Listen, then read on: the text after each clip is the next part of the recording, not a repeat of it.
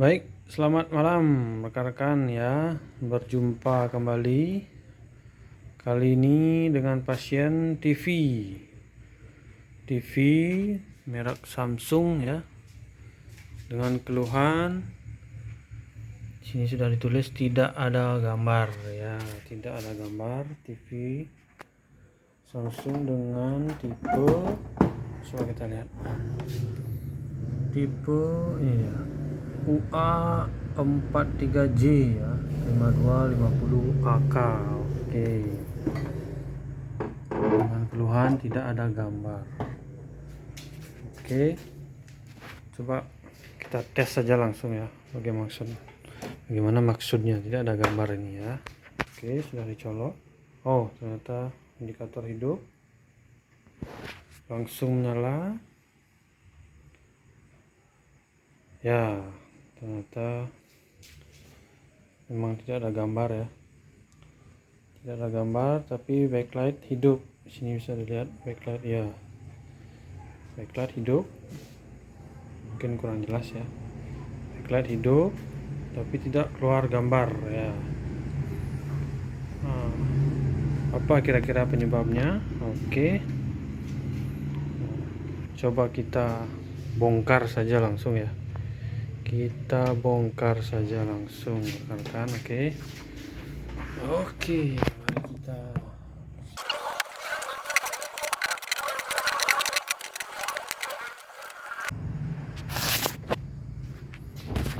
Oke, setelah dibongkar ya rekan-rekan, ini penampakannya.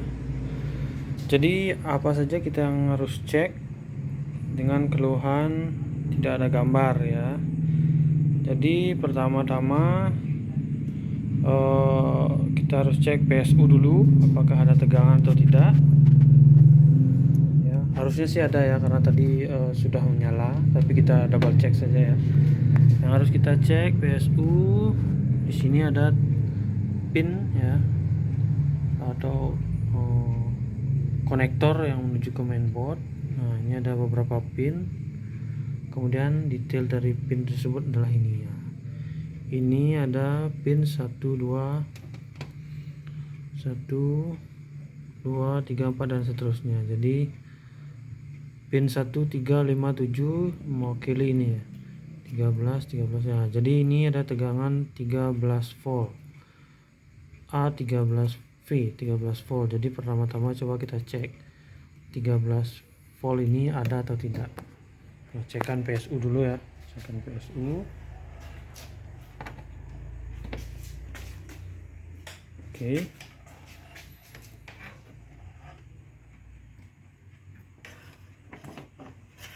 Kita colok langsung. Oke, sudah. Indikator nyala, oke. Backlight hidup ya. Jadi seharusnya tidak ada masalah dengan PSU ya. Kita double check juga ya. Kita coba cek saja salah satu pin. Oke.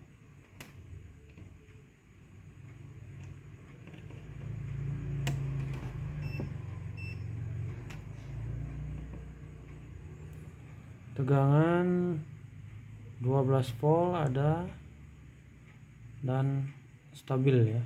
Berarti kemungkinan pertama setelah dicek PSU kemungkinan normal ya, karena tegangan yang dituliskan di sini ada ya.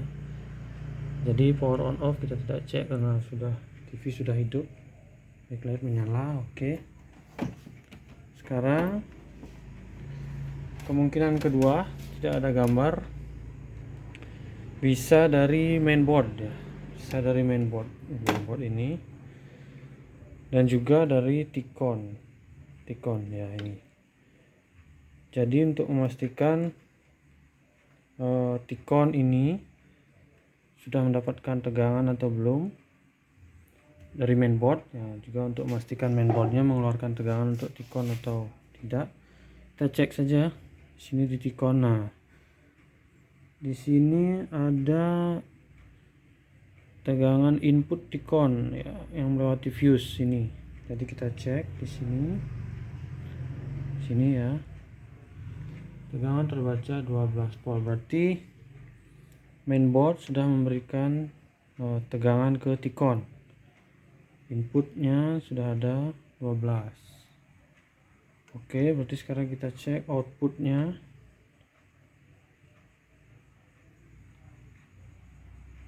Ada, berarti tegangan sudah dialirkan ke T-con. Kemudian kita cek tegangan-tegangan yang ada di T-con. Ada banyak tegangan yang harus dicek. Kita cek ada VGL, VGH dan V 3,3 dan masih banyak lagi. Kita akan coba cek dulu satu persatu ya. Kita cari VGH ini ada VGH, kemudian ada VGL, VDD, VIO dan lain-lain. Kita coba cek satu persatu dulu ya. Kita mulai dari mana dulu nih? VGH ya, VGH. Oke.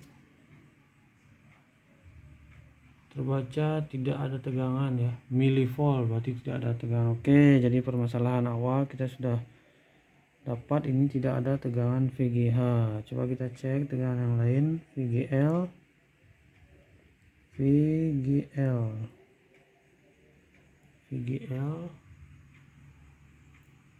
0,3 volt, tidak ada tegangan juga, berarti VGH VGL juga bermasalah.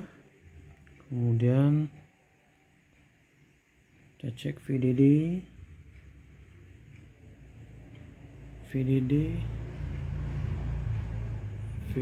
ada 12 volt. Kemudian oke, sementara coba kita cek itu dulu ya. VGH dan VGL tidak hadir, berarti kenapa bisa tidak? Kita pertama cabut dulu. Oke, coba kita, kenapa tidak ada tegangan di VGH? Kemungkinan awal ada permasalahan di rangkaian ini ya, simpelnya begitu ya, karena dia ada di area ini. Oke, pertama pengecekan kita simpel aja dulu. Kita cek secara visual. Oke, secara visual apakah ada yang korosi, apakah ada yang terbakar. Tidak ada sepertinya. Kemudian apakah ada jalur-jalur yang putus? Harusnya tidak, karena TV-nya masih gres ya dan terawat sepertinya ini. Oke, langkah pertama secara visual tidak ada masalah, tidak ada terbakar. Oke, jadi coba kita sekarang cek dengan pengukuran. Kita ukur apakah ada yang short. Biasanya sih kalau tidak ada tegangan itu kerusakan ada di IC ini. Tapi sebelum menyimpulkan IC, kita cek dulu semua komponen-komponen ya. Semua komponen-komponen apakah ada short atau bagaimana. Lebih baik kita cek dulu sebelum memvonis IC-nya rusak ya. Oke, kita cek.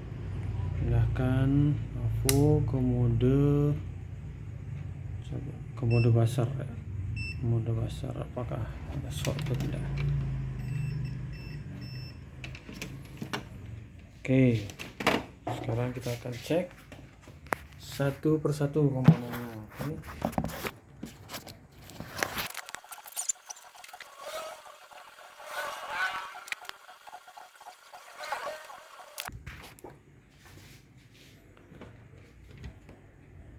Jadi setelah dicek ya rekan-rekan, di sini ada 4 komponen yang short. Dioda, kemudian kapasitor 3. Ini dirangkai paralel ya. Jadi kemungkinan ini salah satu ada short atau dari dioda karena ini berhubungan ya. Jadi coba langkah selanjutnya kita akan lepas satu-satu dari komponen yang short ini. short ini manakah yang short gitu ya. Jadi akan kita lepas satu-satu untuk mengetahui komponen mana yang short gitu ya.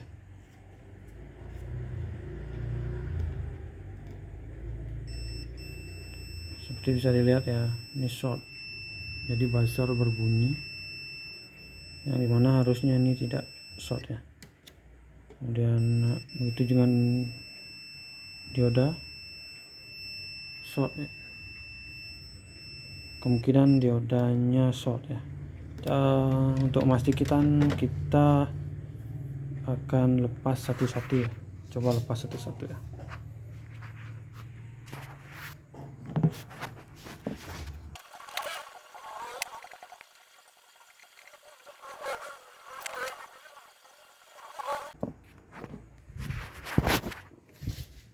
Ya, setelah dilepas ya rekan-rekan, ternyata tidak rangkaian yang tadinya short ini tidak short lagi. Bisa dilihat rekan-rekan ya. Nah, tidak berbunyi lagi dia. Tidak short lagi. Nah, tidak short. Tidak short berarti ada salah satu komponennya yang rusak ya, dari dioda tadi atau ya komponen yang lain. Coba kita cek diodanya. Tadi saya cek diodanya nih, tidak short, diodanya tidak short ya. Yang short adalah salah satu dari kapasitor SMD ini ya. Jadi ini dia yang short ya. Nah ya, bunyi ya, dan yang ini tidak ya. Berarti sementara kita sudah dapatkan ada satu komponen yang short yang menyebabkan tegangan-tegangan tadi tidak muncul ya. Jadi kita coba pasang kembali yang tidak short ya.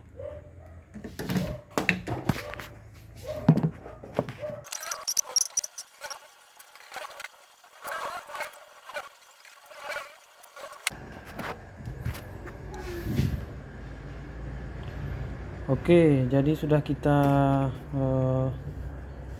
pasang kembali komponen yang tidak short tadi ya. Nah itu, jadi ada satu komponen yang saya lepas, kapasitor SMD yang buat dia short. Oke, sudah terpasang. Sekarang coba kita colokkan ya, apakah ada hasil atau tidak. Oke, indikator nyala, oke. Backlight nyala, oke. Coba kita lihat, oke. Dan iya, hasilnya rekan-rekan hidup ya, hidup normal. Kita coba pindahkan, oke. Berfungsi, tombol-tombol berfungsi, ada channel, oke, berfungsi. Berarti kesimpulannya rekan-rekan,